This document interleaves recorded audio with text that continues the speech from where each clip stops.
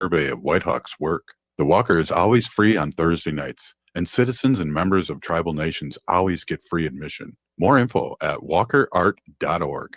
With your AM 950 weather, I'm Patrick Lilia. Tonight, cloudy with a low of 3 above, then Tuesday, sunshine with a high of 9. There's something for everybody at Cafe Latte in St. Paul, from award-winning soup, salad, sandwiches, and desserts to treats from the bakery made fresh daily and a pizza and wine bar. Cafe Latte is located on the corner of Grand Avenue and Victoria Street. Check them out at cafelatte.com. Portions of Native Roots Radio may be pre-recorded. It's a good day to be Indigenous. Get up, stand up. They are going to become more brutal. Couldn't cut, hitting cut again. Because all the hippies were trying to be Indians anyway.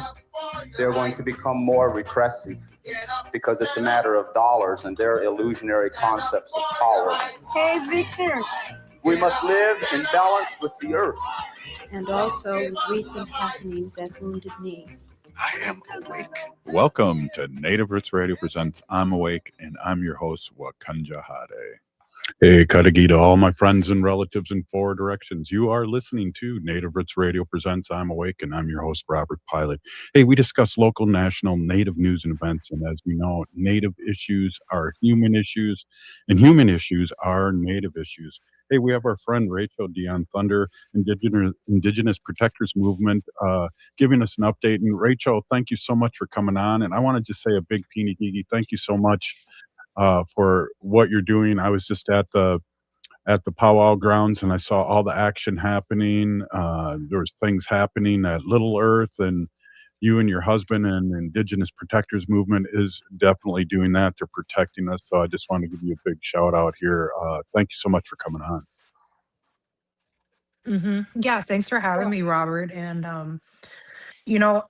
know we don't have a whole lot of time here because I know that you have some other guests coming on. So I want to be quick and concise for everybody that is watching. So my name is Rachel. I'm VP and co-founder of the Indigenous Protector Movement, also second generation American Indian movement. And in response to Metro Surge and the occupation of Minneapolis by the United States federal government through the arm of ICE, we have been in full activation here in South Minneapolis. We're currently basing our hub of operations out of Powwow Grounds and All My Relations Gallery in collaboration with the coffee shop and with Native American Community Development Institute. And really what we're doing here is a hub for donations, and the donations are specifically for our people on the front lines, our people that are doing patrols, people that are doing legal observer work as ICE is opportunistically abducting people every day off of our streets and now executing American citizens on our streets.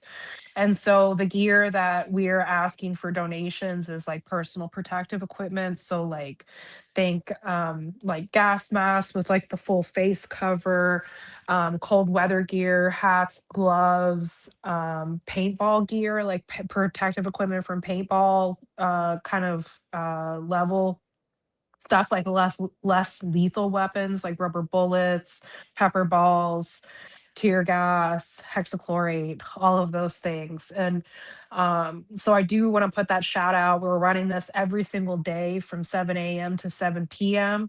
And I did want to speak for a minute, Robert, on some things that are unfolding. We're getting reports in that Bovino has been removed, that he is being terminated from his position, and that him, along with the 11,000 troops that were sent here from Louisiana, will be leaving tomorrow on Tuesday, which leaves the original deployment of Metro Surge troops. And so we want to look at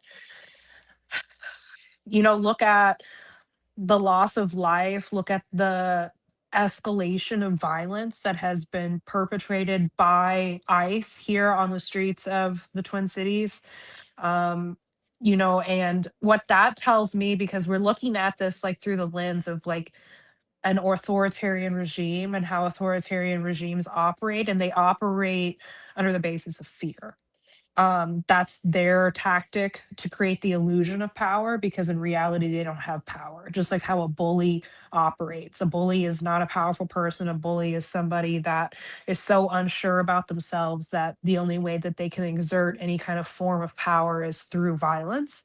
And so that's what we're operating with here in Minneapolis. But the removal of Bovino, the removal of these troops, the propaganda that is being spun on a national narrative that, that all of these people that are doing legal observer work, people that are recording with their phones, neighbors watching on each other, are domestic terrorists. They're the ones that are the terrorists. They're just state sanctioned terrorists. They're the ones that murdered Renee. They're the ones that murdered Alex. They're the ones that are literally taking babies off of our streets here in Minneapolis. They're the ones that are hurting people and scaring people. Um, and I want to speak directly to community here and say that we cannot allow them to win with fear. It's okay to be scared because these are scary times, right? And we want to acknowledge that there is fear and that a lot of our community members are scared, but we can't let that fear drive our decisions. We have to continue to make decisions and take collective action out of kindness and out of love for each other, for our communities, and for our neighbors, because that is what's going to win this. And it's the people, it's the community members, it's the boots on the grounds folks, it's the people doing the mutual aid, it's the people delivering food, it's the people that are standing guard outside of schools, the mothers, the fathers, the grandparents that are winning this on the streets of Minnesota. And the Trump administration knows that. And so whenever you see them, because that's exactly what they do. That there's been some very effective local community dispatch groups that were infiltrated by the right wing, and people that were active in those dispatches are being doxxed on X. That is another tactic and tool to disrupt, because those dispatches are so effective. They are so effective at community watch and community patrol and legal observer work that, of course, they're going to try to disrupt those. Of course, they're going to try to make us all doubt each other. This is not anything new. The federal government has always done this. Anytime a movement has power, is they try to divide the people and get the people to second guess each other and to not trust each other when they're the ones that we should not be trusting. And so we need to, what these tactics that are being used to infiltrate these dispatch groups, take that as a sign that we are winning, that is what we need to continue to keep doing. We need to continue to band together. We need to continue doing our patrols. We need to continue doing the legal observer work. We need to continue going to know your rights trainings. Don't let them scare you into thinking that you shouldn't be doing those things, because it's going to take all of us to win this. And right now we are winning. So don't let them let you believe otherwise, because if we weren't winning, they wouldn't be doing these things. Rachel, I know you're a very busy person. Can you give, we're all over the country here. Can you give how people can support you? You mentioned the powwow grounds and how people can send us. I was there and it was amazing to see people bringing food and things, but we need more because our community is under fire. Right. So if you are local, you can donate supplies, gas cards, cash donations right here at Powwow Grounds on 14th and Franklin in South Minneapolis. If you are not local and you still want to contribute, we do accept donations on our website, indigenousprotectormovement.com. And if you go to the menu, there's a donate button there. And that goes straight to our org to help support build capacity right here on the front lines in Minnesota. And we're operating, I want to say, at 110% capacity. Everybody's spread pretty thin, but we're not going to let that stop us because it's just a way of life. It's just what we do. That's a part of being American Indian movement, is making the hard choice to get up every day and do the right thing, no matter how hard it is or how scary it is.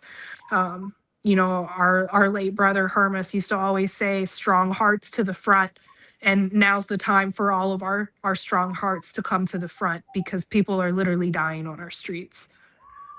Absolutely. Thank you, Big Peenigi. Thank you so much. Please take care of your spirit, your family, your husband, and your child. Thank you so much for coming on and doing what you're doing for our community. Yeah. Of course. Thanks for having me on, Robert. Stay safe out there. We'll talk to you soon, you too. Up next, Dr. Stately. This is Native Roots Radio. The Walker Arts Center is a proud supporter of Native Roots Radio. Visit Dionne Whitehawk, Love Language, an exhibition that celebrates the Sichangu Lakota artist, centered on connection between one another, past and present, earth and sky, and traditions of Lakota abstraction. Love Language is a sweeping survey of Whitehawk's work. The Walker is always free on Thursday nights, and citizens and members of tribal nations always get free admission. More info at walkerart.org. The city of Minneapolis is now on Native Roots Radio with Minneapolis AIR. AIR stands for American Indian Relations. Guest host Christine McDonald talks to people about important things affecting the city's Native communities. Minneapolis AIR dives into topics like public safety, public health, elections, and so much more. Tune in to Minneapolis AIR on Native Roots Radio from 5 to 6 p.m. on the second Wednesday of every month, right here on AM 950. Rebuilding Together Minnesota provides critical home repairs and safety modifications at no cost to low-income homeowners, with a focus on supporting BIPOC communities across Minnesota, because everyone deserves a safe place to live. If repairs feel out of reach, help is available. Their work helps older adults stay independent, support families, and strengthens neighborhoods. Apply during the application window through March 31st. Visit rtmn.org and select Apply for Help, or call 651-776-4273. Rebuilding Together Minnesota, where neighbors help neighbors. The Walker Arts Center is a proud supporter of Native Roots Radio. Visit Dionne Whitehawk, Love Language, an exhibition that celebrates the Sichangu Lakota artist. The exhibition, celebrating Whitehawk, closes on February 15th, centered on connection between one another, past and present, earth and sky, and traditions of Lakota abstraction. Love Language is a sweeping survey of Whitehawk's work. The Walker is always free on Thursday nights, and citizens and members of tribal nations always get free admission. More info at walkerart.org. Hi, this is Representative Sharice Davids from Kansas. I'm Ho Chunk, and you're listening to Native Roots Radio. And we're back to Native Roots Radio presents I'm Awake, and this is Robert Pilot. Hey, welcome back, everyone. We are Native Roots Radio, and we're proud to be here. We have our friend Dr. Stately here, and Dr. Stately, we have Nicole and Sarah are on. They just don't have their camera on right now. They're incognito. Welcome. Ooh, incognito. Are they? Well, hey, thanks. Live?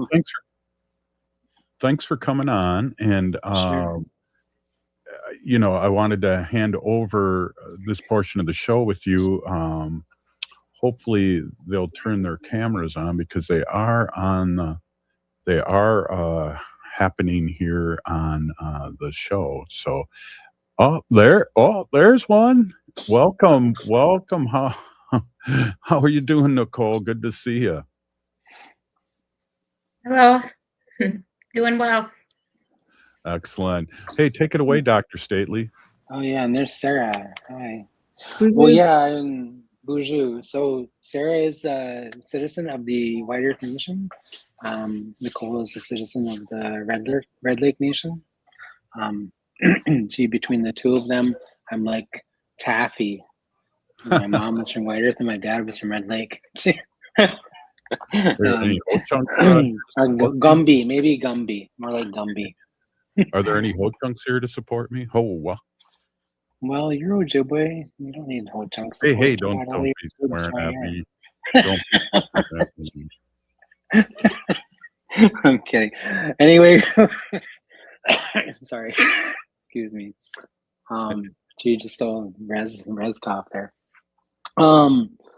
Yeah, no, I invited Sarah and Nicole to come on because they are doing some work with our community, our unsheltered relatives. I think that's important that our people hear about and the work that they're doing. And I'll let them describe it, but I'm really proud of the work that they're doing specifically within the Twin Cities here with our unsheltered folks. And I think, yeah, it's really beautiful work. So I'm gonna let them describe it and let them take it away. I think it was Sarah's idea. Maybe you guys had a conversation, I think, but you guys can talk a little bit about how you ended up doing some of this work.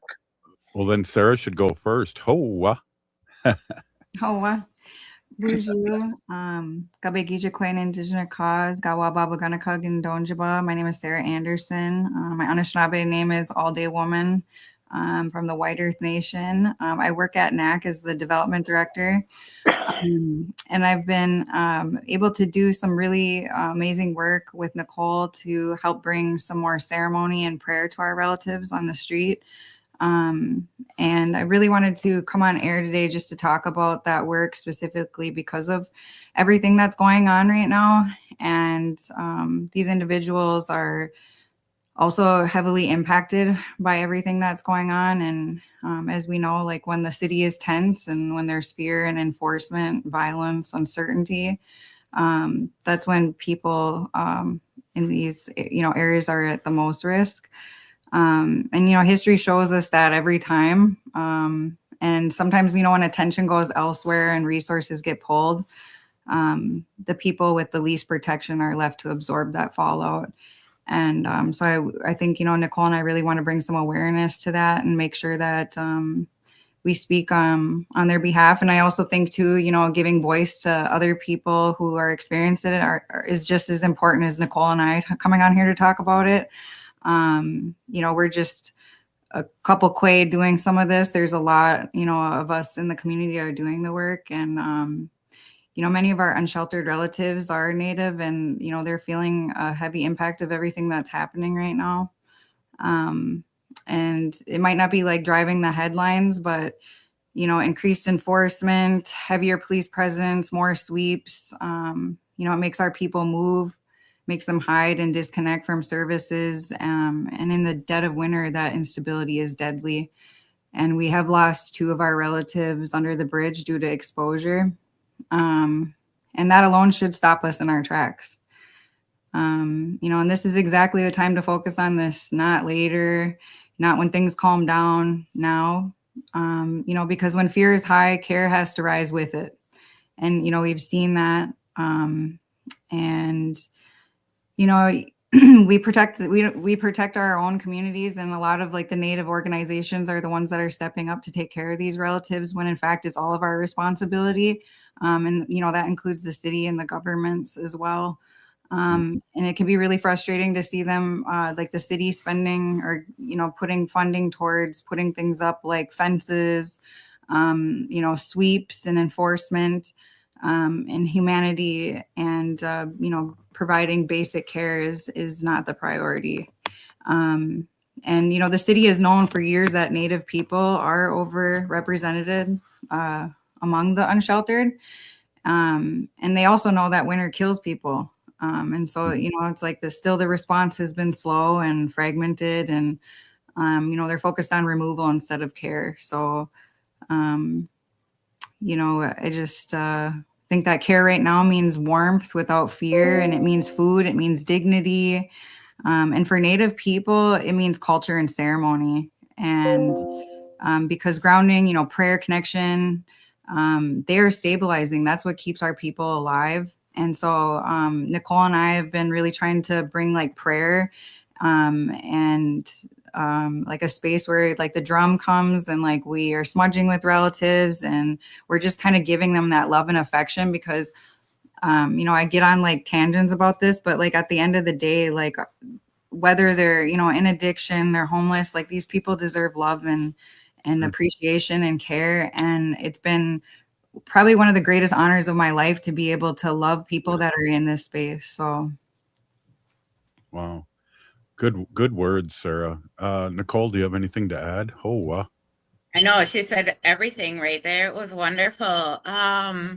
So I guess I could back up a little bit. I think why Sarah chose me is their team, their harm reduction team, had been coming out to Camp Nenokasi, and that was a camp that I was helping out with. One of the organizers there, still organizing and still speaking up for the people, today. And their NAP team was like one of the main groups that came to Nenokasi and provided services consistently. They were consistent in building relationships with the people in camp and on the streets. And they always brought sage and stocked me up with sage and sweetgrass and all of the different relatives. And that was one thing that we practiced was we had a sober space. So I'm big on recovery. I'm one of the founders of Sobriety Warriors, and we're a fairly large group here in South Minneapolis and expanding.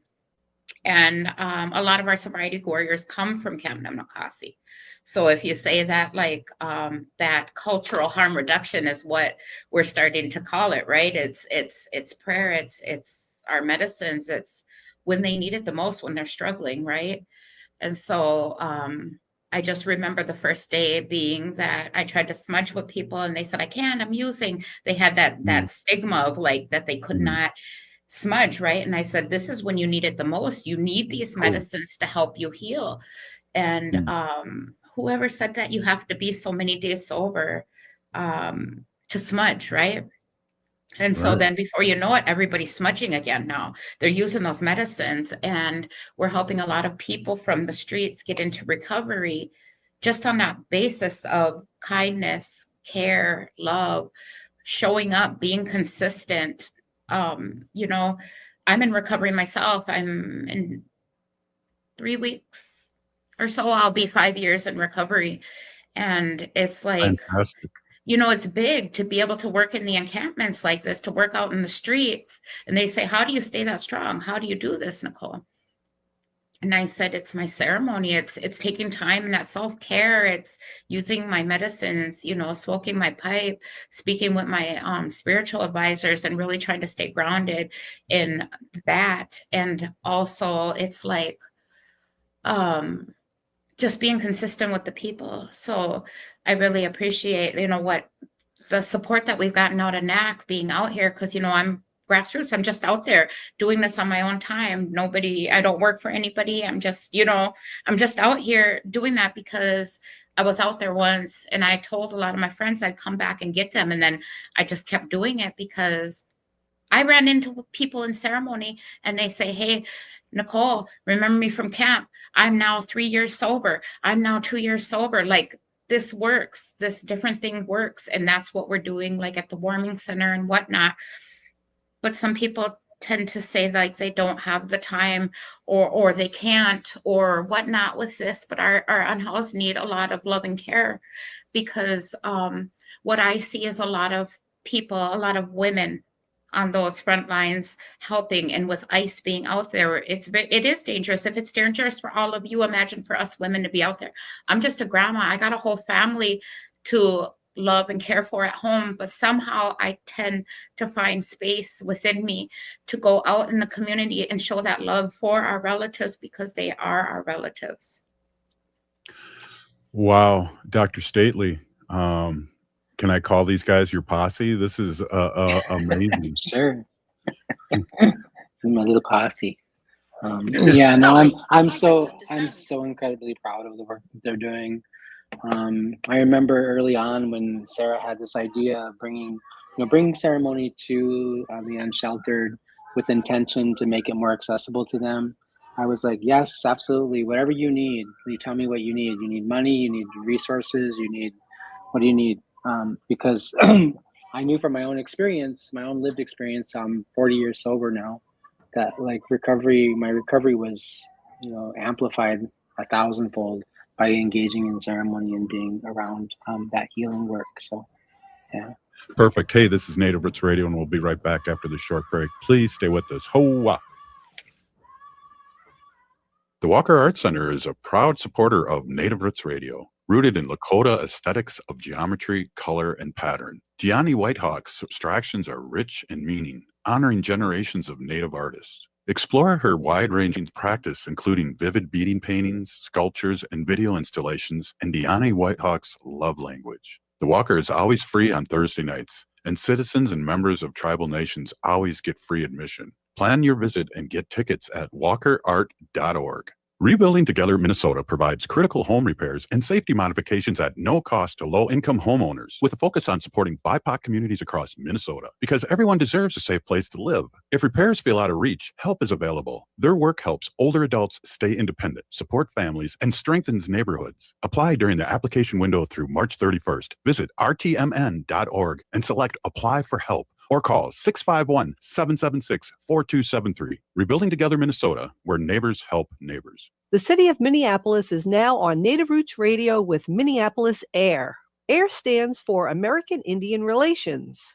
Guest host Christine McDonald talks to people about important things affecting the city's Native communities. Minneapolis AIR dives into topics like public safety, public health, elections, and so much more. Tune in to Minneapolis AIR on Native Roots Radio from 5 to 6 p.m. on the second Wednesday of every month, right here on AM 950. The Walker Art Center is a proud supporter of Native Roots Radio. Visit Dionne Whitehawk, Love Language, an exhibition that celebrates the Sichangu Lakota artist. The exhibition celebrating Whitehawk closes on February 15th, centered on connection between one another, past and present, earth and sky, and traditions of Lakota abstraction. Love Language is a sweeping survey of Whitehawk's work. The Walker is always free on Thursday nights, and citizens and members of tribal nations always get free admission. More info at walkerart.org. This is Chad, owner of AM 950. I've been telling you about my friends at Snap Construction, who are arguably the most well-reviewed exterior construction company in the metro. Don't just take my word for it. Take a look at all their reviews online. Winter is the most cost-effective time of the year to complete your construction project.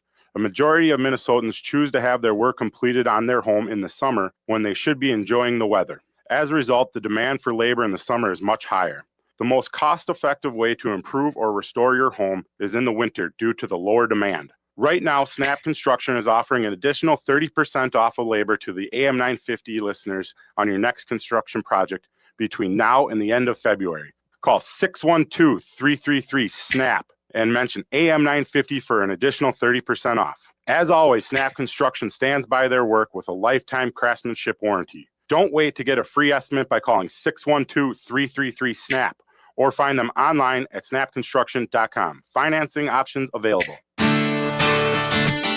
Greg Bakken here. Like you, I love good, fresh, delicious food. So I want to tell you about this treasure in Roseville called Maverick's Real Roast Beef. Maverick's has the best roast beef sandwiches I've ever had. Made fresh every order. Add fries or onion rings dropped in the fryer when ordered, and you have a winning combination. Maverick's Real Roast Beef has a lot more than roast beef, so check out their website, mavericksbeef.com, or check out their restaurant on Lexington in Roseville. With your AM 950 weather, I'm Patrick Lilia. Tonight, cloudy with a low of 3 above, then Tuesday, sunshine with a high of 9. There's something for everybody at Cafe Latte in St. Paul, from award-winning soup, salad, sandwiches, and desserts to treats from the bakery made fresh daily and a pizza and wine bar. Cafe Latte is located on the corner of Grand Avenue and Victoria Street. Check them out at cafelatte.com. You're listening to AM 950, the progressive voice of Minnesota. Oh, this is Dallas Goldtooth, and you're listening to the Native Roots Radio. Hoka, hicha, wecha. Welcome back to Native Roots Radio presents I'm Awake, and this is Robert Pilot. Hey, welcome back, everyone. This is Robert Pilot, and I am here with our friend Dr. Stately, and I want to call you his posse, or is Dr. Stately your posse? It could go both ways. Yeah. It could be the other way around, probably. Dr. Stately, one of the things I want to ask these two before I hand it back over to you is, what are you doing for your soul? This is like heavy lifting, and we always ask about that on Native Roots Radio. How are you... Nicole, how are you taking care of your soul? I feel your emotion over the radio, and I appreciate that too.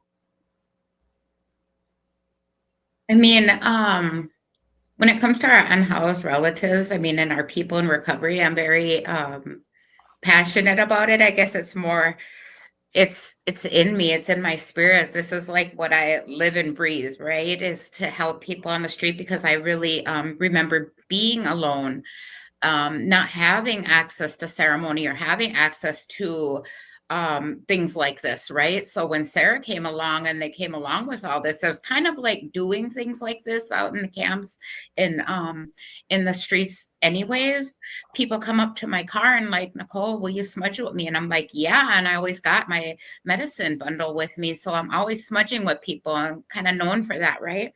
And so I kind of wanted to share some of the stories of like what I've seen from being able to have this available to us now. And as we start doing that, a woman talked to me, and she was a woman that was severely trafficked out of state and whatnot. And, she has her story. And she said she could feel her whole body when we smudged her off. So we, wiped her down with the Eagle fans and we smudged her. But as she said that we fanned her and whatnot, she said every hair on her body stood up and she felt that. And I said, that was your spirit feeling those medicines and feeling that. And she cried and she, but she said she felt much lighter afterwards. Like I said, I've run into relatives after we have done this a couple times now, and they're sober.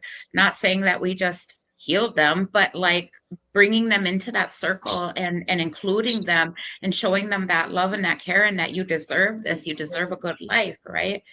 And just being consistent. That's what I love about the NAC, like harm reduction. They are consistent.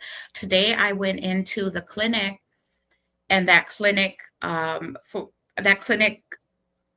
lobby was full of relatives, unhoused relatives, going to be seen, asking for resources. And I told the harm reduction staff that they were looking for, and I whispered in her ear and I said, it's your consistency and you're doing an awesome job. That's what it is. Like unhoused people are not just, cool in the moment or whatever. They're human beings, and we really have to look at them in that way. And so I'm not going to stop. I'm just going to continue showing for our relatives. That's what I want to do, and for our people in recovery. But some of those stories, some of the people said that they had never felt the way that they felt in that circle. Dr. Stately has been there and said how beautiful it was. It's brought tears to drummers. That young man that just started dancing so hard after we wiped him down, remember that? And how emotional everybody got, and we start crying because it was like, you could just feel the weight get shed off of them. So we talked about just being consistent, and anytime we get a chance, let's bring that to that space. And so we've been doing that at the MIWRC Warming Center now, because that's where they're at, right, during the cold snap and ice. So I just really appreciate to have access. We gave them medicine bags with medicines, and we talked about that, about keeping that in and close to your skin, and having that on your person, because that's your protection. We talked about putting cedar in your shoes and how important that is, and you only need a very small piece of that, right? So you can have extra cedar in your bundle, grab a little piece, throw it in your shoe.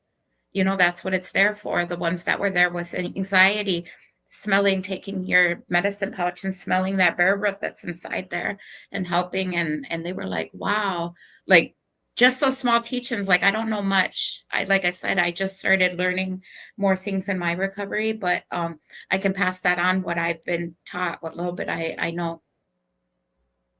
That's amazing. Thank you so much. I just want to say too, I have 41 years of sobriety and been clean and sober, and I feel like you have to take care of yourself first, but you have to also give it away to keep it, and you're doing that, Nicole. And I just want to say a big peeny gigi thank you so much. Sarah, what are you doing for your soul? And then I'll hand the show back over to you, Dr. Stately. Oh, wow. To be honest, a lot of this work really helps my soul, helps my spirit. Giving back. I have, personally, I have not been experienced in addiction, but I've loved a lot of people that have struggled with substance abuse, and I've lost a lot of people that I've loved dearly to substance abuse. So that's kind of where that like motivation comes from for me. And what I've learned from that is, loving somebody who is in addiction can be really challenging on the people that love them.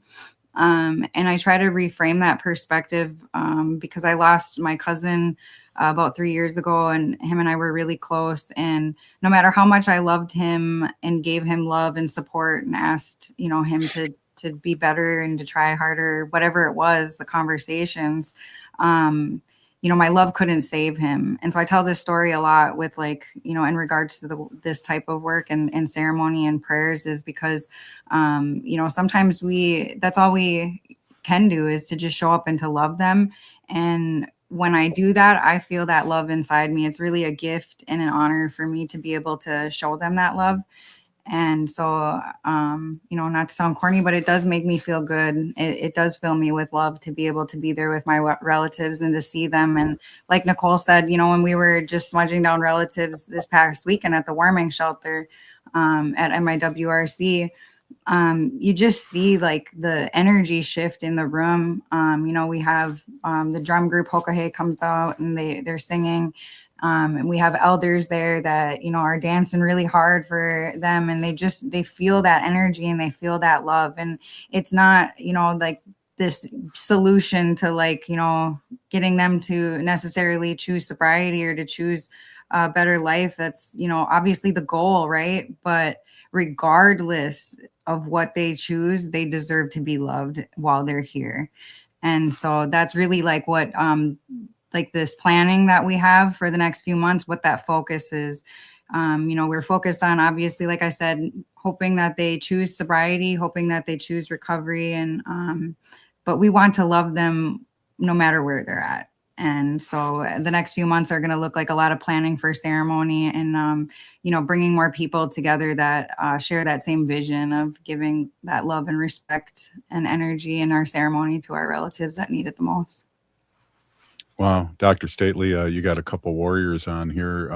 Sure do. Beautiful. Your comments.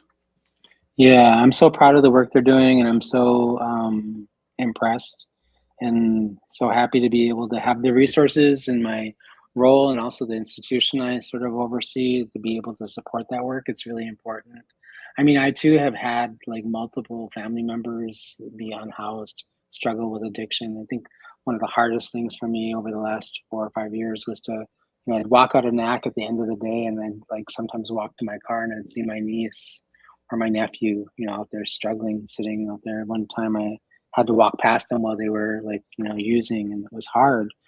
I remember the first time I went into the camp of in the encampment, the Wall of Forgotten Natives, and I just started crying, and I felt like I was going to buckle. My knees felt like I was going to buckle because I saw relatives there, people I went to high school with, their kids, their grandchildren, in that space, and that was just so heartbreaking for me. And NAC's value, our stated value, we have a bunch of different things on our website that talk about the values and their mission, but it really does distill into this idea of our value and our purpose here is to be a good relative to everyone, right? Be a good relative to ourselves, to each other, to our unsheltered relatives who in a lot of situations have been, ostracized or orphaned. Really, they're kind of out there, no other support system. And I can't imagine anything more devastating and more harmful to my spirit and to my soul than to not feel like I belong somewhere. I remember what that felt like when I was in early recovery, but I still had family around, right? But it was such a lonely road to walk, right? And it was such a hard place to be. And so, the gift, we're reminded that that the opposite of addiction is connection. And so not having our relatives connected to us, not having them connected to this medicine, not having them connected to ceremony, having them understand that they're important, that they're valued, and that they are loved, and they're still a member of our community, is a really, really important part of making sure that they have good lives, even if no matter what the condition their life is in, and also, to make sure that they understand that they are loved. I remember one time my brother walked up to me and he said, I don't know what to do with my daughter, right? This was my niece that was out using. And he said, I've tried talking to her. I've tried, encouraging her. I've tried to do this. I've cut ties. I've done all these different things. And I said, you know what? I said, Rob, the only thing you really can do is when you see her, you walk up to her and you hug her and you tell her you love her and tell her what's in your heart. Tell her you love her. Tell her you miss her. And today she's been coming to our outpatient treatment program and also our MAT dosing program, and she's been to some of these ceremonies and she is doing well. And I think that these medicines and these ways were given to us by Creator, to lift our hearts off and keep us in good health and lift our spirits when we're in our most desperate times. And when would we be more desperate than when our hearts are on the ground and we feel completely abandoned and completely alone and we're not tethered to anything or anyone. Like that medicine is the thing that could be our lifeline. Well, Dr. Stately, Sarah, Nicole, I just felt like I was just in a meeting right now, and I really appreciate that. We got to do this longer. We're going to have Shelley Buck on, who's running for representative again. But we have to do this again, Dr. Stately. Vote for her. Yeah, exactly. My girl, Shelley. Yeah. Well, you want to stay on with us, Dr. Stately? Sure, absolutely. All right. Well, thanks again, Sarah and Nicole. We will get you on again. This has been a beautiful, beautiful segment. Thank you so much. Thank you. Miigwech. The Walker Arts Center is a proud supporter of Native Roots Radio. Visit Dionne Whitehawk, Love Language, an exhibition that celebrates the Sichangu Lakota artist, centered on connection between one another, past and present, earth and sky, and traditions of Lakota abstraction. Love Language is a sweeping survey of Whitehawk's work. The Walker is always free on Thursday nights, and citizens and members of tribal nations always get free admission. More info at walkerart.org. The city of Minneapolis is now on Native Roots Radio with Minneapolis AIR. AIR stands for American Indian Relations.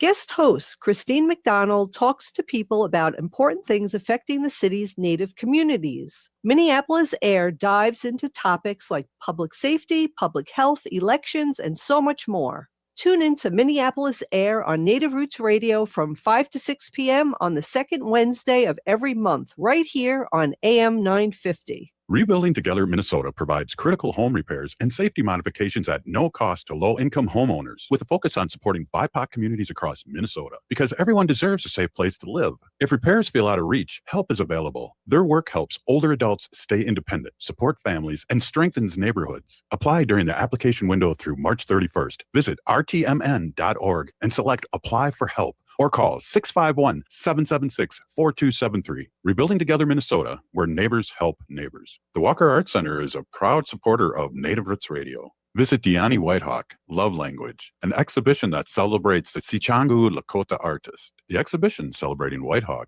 closes on February 15th, centered on connection between one another, past and present, earth and sky, and traditions of Lakota abstraction. Love Language is a sweeping survey of Whitehawk's work. The Walker is always free on Thursday nights, and citizens and members of tribal nations always get free admission. More info at walkerart.org. You're listening to Native Roots Radio. I'm Bobby Wilson. Hoocha. Welcome to Native Roots Radio presents I'm Awake, and I'm your host, Wakanja Hade. Hey, welcome back, everyone. We have our friend Shelley Buck on. Shelley, thank you so much for coming on. I know you're busier than heck. Thank you so much for coming on, and let's talk a little bit what's happening here. We have a special election happening. I do believe in a day. Shelley, Wow. can you hear us? Oh, Well, having technical difficulties. I yeah, believe it's tomorrow, isn't it? yeah. The election is tomorrow. 47A. Yeah, 47A. Shelley, yeah, Kind of out in the Woodbury area, right? yeah, definitely. Eastern And side. Yeah. let's see, Shelley, can you hear us? Yes, thank you. That's awesome. Hey, Shelly. Welcome Good back. to see you. Hi, good to see you. I know. I'm so excited. Tomorrow's the big day. Yep. Yeah. Tomorrow's the Yeah. day, so we'll see. Yeah. Well, it looks good, and let's get the word out there. We Mm-hmm. got one day here, and you're in 47A. Let's talk a little bit about that. It seems like you just won an election, which you I did. did. I won the primary, the special primary. There were 3 DFLers. I won the endorsement, the DFL endorsement, December 3rd. One of the DFLers suspended his campaign. He and I both said at the convention that if we did not win the endorsement, we would suspend our campaign. So he suspended his campaign, and actually he's been helping me with my campaign. He's an amazing kid. I call him a kid, and I told him I apologize. I don't mean any disrespect by that, but he's 22, just graduated. So for me at my age, he's a kid. But he was phenomenal. He's a great guy. And then the other person, the DFLer, she is running a write-in campaign. So I will be the only name on the ballot since there was no Republican candidate who filed. But there will be that potential write-in candidate. Well, let's get out to the polls and support our native sister.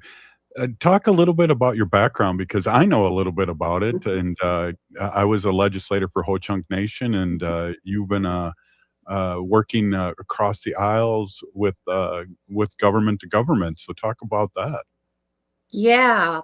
Currently, I am the president of Owamni Omni Okodayapi, which is a Dakota-led nonprofit working to restore sacred site of Dakota people here in the heart of Minneapolis. I say here in the heart of Minneapolis as I sit in District 47A, but whatever. Before that, I was on tribal council for the Prairie Island Indian community for 12 years, 6 of those as president. So I got a lot of experience working on both the local, state, and federal levels with other elected officials. And as you guys know, being Native people, you have to work with both sides. History has taught us at different times throughout history, different parties are our friend and different parties are not friends. So you just kind of have to work with anybody and everybody who is willing to listen and work with you. So yeah, I haven't been to the Capitol in a while, so we'll see. I might be spending a lot of time up there. Well, we'll be coming up and visit you, Dr. Stately. I know it's so important to have Native representation, and we really want Shelley doing this. Oh, absolutely. And I think that I've known Shelly now for a handful of years, 7, 8 years, something like that. Yeah. Something, yeah. And I have some family some family members that are married into, like, I think her extended family. But I was so excited when I heard about you running, and then I run the endorsement in December, and I was like, oh my God, that's so exciting. I was like, let's sell our house and move to Woodbury so we can vote for it. Oh, that's hilarious. Yeah, I've gotten a lot of great support. I wasn't sure. I moved here to the district about just over 3 years ago, probably about 3.5 years ago now. And I wasn't really sure how I would be received. I do all my shopping in Woodbury. I have for forever, but I just wasn't really sure how I would be received. I've been pleasantly surprised. They have been very welcoming. I'm surprised at how diverse the district is. They embrace the different cultures in the district. And after all this madness that's happening with our occupation here in Minnesota, I am so impressed with how they've come out to support our neighbors. On one of the colder days, we had a march in Woodbury, and I wasn't sure how many people would come out because it was freezing. I didn't even want to be there. It was so cold. It was packed. It was so phenomenal to see how many people were marching with us and honking their horns and cheering us on. And I couldn't believe it. And then all the number of people who took the lead to create these groups and organize not only donations for people who are too scared to leave their homes, also people who were organizing the protest. We had the first one I went to, the one I was just talking about, that one was organized by high school and college kids in the area, which is phenomenal. They're also doing rapid response teams, and then also other things that we can help us track where ICE agents are in our area and help our neighbors document what's happening to them. So it's just been really phenomenal to see how organized they are and how willing they are to give up their time and their resources to help their neighbors. Well, That's really awesome. that is awesome, and I'm just really excited, Shelley, to have more representation, because without representation, a lot of the things that have happened maybe in the last 8 years, 6 years wouldn't happen, and so I'm really excited to have you become our next representative and Native representative. Well, thank you. I'm excited because I am Dakota. This is Dakota Homelands. And I've been told, I haven't researched to see if it's true, but I've been told that if elected tomorrow, I will be the first Bdewa female elected to the legislature here in Minnesota, which, ooh, yay me.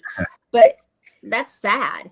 It's really sad. It's sad, yeah. I mean, this is our place of birth. Everything about Minnesota, including the name, is Dakota. It's so sad that people are getting so excited about that when it should have just been a common thing. But I am excited to bring our worldview into that space. I think people really need to start seeing things differently. And I was afraid I wasn't afraid because I don't really care what people think of me, but I thought people would think that I was some crazy woman talking about the plants, the animals, land and water as our relatives, having spirits, a life force. I thought maybe next they'd think I'd come out with a tin hat, but it's amazing to see the people really embrace it. Of course, there are going to be those people that think that about me, but that's fine. I've had people think worse of me. But to really see the number of people that listen, care, and actually change their own minds and their own way of lives, in their daily personal lives, based off of things they've learned from our culture, is just been so rewarding to me. And I really, truly hope I can bring that to the Capitol, and I hope people really embrace it up there. I know I've talked to some of the DFL House leaders, and they're all, we can't wait. We hope we're able to work with you. We work with you as a tribal leader. We know what you're about. And I'm like, watch what you wish for, because remember, I'm not quiet. I'm going to speak my mind. Wow, vote for Shelley Buck. Oh wow, get out there and vote, right? Yeah. Holy mackerel. Yeah. Remember, we need to resist, divest, join a group, run for office, and vote. Thank you so much, Shelley and Dr. Stately. And good luck tomorrow. Earlier, Rachel Thunder, thank you so much. What a great show. Thanks, Shelley. Have a good night. Go vote, everybody, tomorrow. Bye-bye. Yes. Bye, guys. Doksha. The city of Minneapolis is now on Native Roots Radio with Minneapolis Air.